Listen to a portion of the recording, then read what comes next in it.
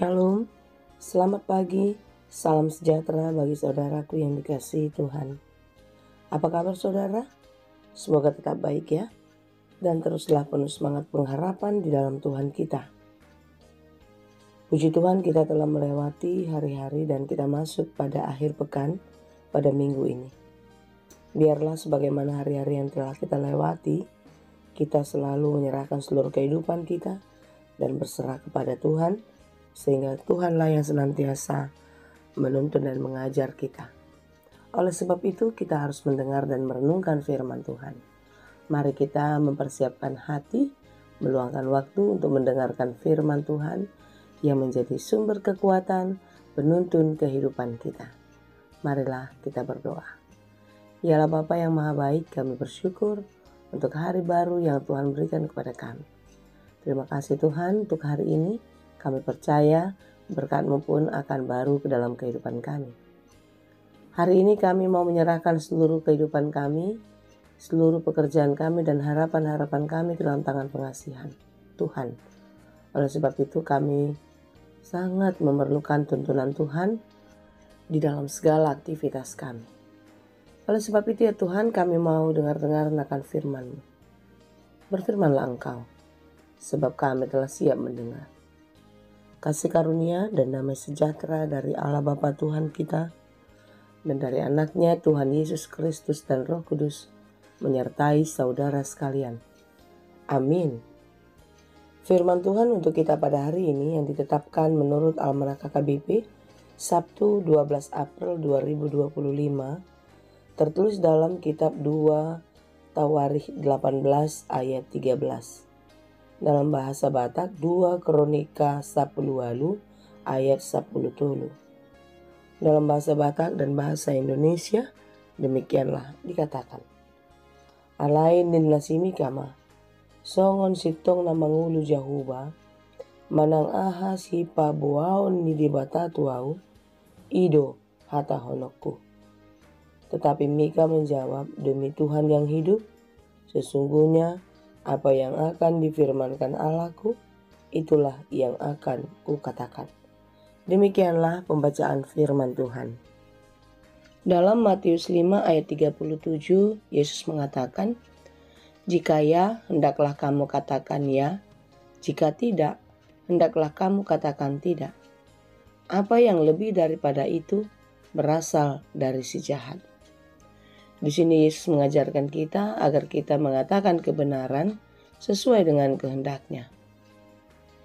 Hal inilah yang terjadi kepada Mika, seorang nabi Allah pada zaman Raja Ahab dan juga Yosafat.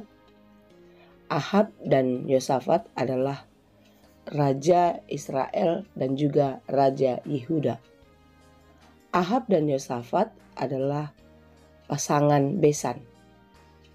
Tentu kekerabatan di antara mereka membuat mereka saling bekerja sama untuk melawan musuhnya. Pada waktu itu, Ahab Raja Israel mempunyai musuh, yaitu Ramoth Gilead. Dan tentu ia ingin melawan musuhnya. Ahab tahu jika ia sendiri, tentu dia tidak dapat melawan. Oleh sebab itulah ia meminta besannya Yosafat, Raja Yehuda, untuk membantunya bersama-sama melawan Ramoth Gilead. Tetapi apa yang terjadi? Yosafat tidak serta-merta menyetujuinya. Dia seorang yang taat akan Tuhan. Sehingga Yosafat ingin bertanya kepada Tuhan apa yang hendak ia lakukan. Oleh sebab itu di dalam kitab 2 Tawarikh 18 ini secara khusus dimulai dari ayat 1 kita dapat mengerti bagaimana respon Yosafat akan permintaan Raja Ahab. Dalam ayat 4 dikatakan, baiklah tanyakan dahulu firman Tuhan. Yosafat tidak mau dengan gegabah mengambil tindakan atas apa yang harus dia lakukan. Semua harus ditanya kepada Tuhan. Oleh sebab itu, Raja Israel mengumpulkan para nabi, 400 orang banyaknya. Setelah terjadi dialog, tanya sana tanya sini, Yosafat belum merasa puas. Ia tidak mendapatkan sesuatu jawaban seperti apa yang dikatakan atau yang dipertanyakan oleh hatinya. Lalu dalam ayat 6 Yosafat bertanya lagi, "Tidak adakah lagi di sini seorang nabi Tuhan supaya dengan perantaraannya kita dapat meminta petunjuk?" Lalu Raja Israel yaitu Ahab menjawab Yosafat, katanya, "Masih ada seorang lagi dengan perantaraannya dapat diminta petunjuk Tuhan. Tetapi aku membenci dia, sebab tidak pernah ia membuatkan yang baik tentang aku, melainkan selalu malapetaka. Orang itu ialah Mika bin Yimlah."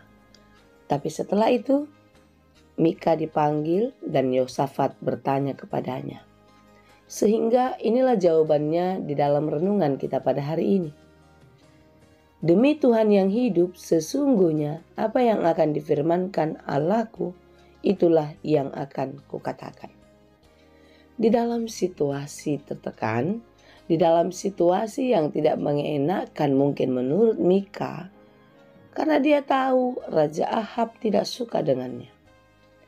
Tetapi Mika tetap dengan tegas mengatakan, "Apa yang akan difirmankan Allahku, itulah yang akan kukatakan." Ini selaras dengan apa yang kita dengar tadi di dalam Matius 5 ayat 37, bukan? "Jika ya, hendaklah kamu katakan ya. Jika tidak, hendaklah kamu katakan tidak." Saudaraku yang dikasihi Tuhan, bagaimanakah kita? Beranikah kita menyaksikan kebenaran? Beranikah kita menyaksikan segala sesuatu sesuai dengan fakta? Atau jangan-jangan ketika dalam keadaan ketakutan, dalam keadaan tertekan, kita tidak berani menjadi saksi kebenaran di dalam kehidupan? Firman Tuhan hari ini mengingatkan kita untuk tetap berani menyaksikan kebenaran di dalam kehidupan. Kebenaran yang sesungguhnya adalah berdasarkan firman Tuhan.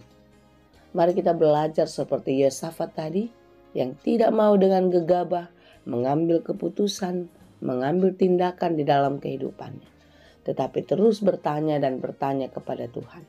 Demikian juga Mika, bagaimana ia tidak mau mengatakan sesuatu hal hanya untuk menyenangkan atau mengenak-enakkan telinga pendengarnya. Tetapi dia berani mengatakan dan menyaksikan kebenaran. Sekalipun oleh karena itu ia dibenci oleh banyak orang, termasuk Raja Ahab di dalam perikop kita pada hari ini. Saudara yang dikasihi Tuhan, marilah kita selalu berserah dan bertanya kepada Tuhan, apapun yang hendak kita kerjakan, biarlah Tuhan yang menunjukkan yang baik dan yang benar untuk dapat kita lakukan. Dan mari kita belajar seperti Mika, berani mengatakan dan terus menyaksikan kebaikan dan kebenaran berdasarkan firman Tuhan. Kiranya Tuhan menolong dan memberkati kita senantiasa. Amin. Terima kasih Tuhan untuk firman-Mu hari ini. Mampukan kami untuk dapat bersaksi di dalam kehidupan kami. Dan biarlah kesaksian kami membawa sesuatu dampak yang baik, menjadi berkat bagi banyak orang. Dan biarlah melalui kesaksian kami semakin banyak orang yang taat dan takut akan Tuhan. Dan kami mau belajar seperti Yosafat yang tidak pernah gegabah dalam mengambil tindakan dalam kehidupan. Kami mau belajar untuk terus bertanya kepada Tuhan dan terus belajar di dalam firman-Mu. Tuntunlah kami Bapa agar kami dapat melakukan hal yang baik yang sesuai dengan kehendak-Mu. Berikan kekuatan dan penghiburan bagi saudara kami yang lemah dan berduka cita. Berikan kesembuhan bagi mereka yang sedang sakit. Karena Engkaulah penolong kami. Engkaulah yang menyelamatkan kami. Karena itu Bapa, berkatilah kami. Apapun yang kami rencanakan, yang kami kerjakan, kiranya Tuhan tetap ambil bagian. Dan biarlah semuanya kami lakukan di dalam takut akan Tuhan. Terima kasih Bapa.